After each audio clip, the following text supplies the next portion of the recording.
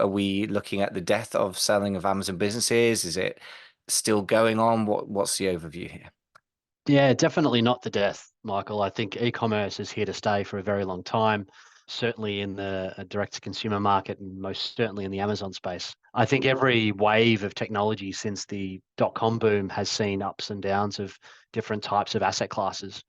So, take a look at the domain aspect in the early 2000s where people would simply buy tens, if not thousands of domains and sit on those domains for a period of time until they had some value and then would sell those for a very nice amount. And then of course came the content sites and affiliate and ad revenue that were driving opportunity.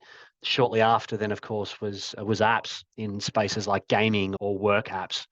And then shortly after that was what you're referring to, which is e-commerce and certainly the Amazon space once people had caught up to the fact that in most mature markets, people were ordering their goods online and not necessarily going into the store.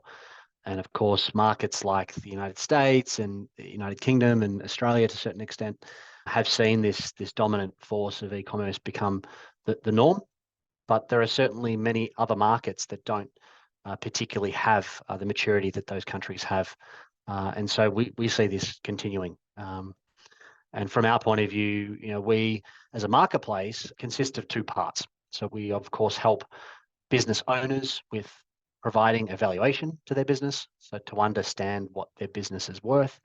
And that's typically a valuation that's done in three parts. So one is we look at the asset value, what that actual physical asset or the digital asset in this mean is worth.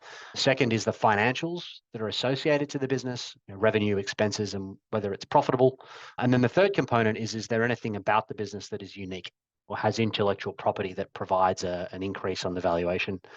And then typically we help owners with positioning their business to a community of acquirers. And that's the second side of the marketplace is people that are buying and acquiring. And typically, Michael, an acquirer has around 4 businesses on average that they run.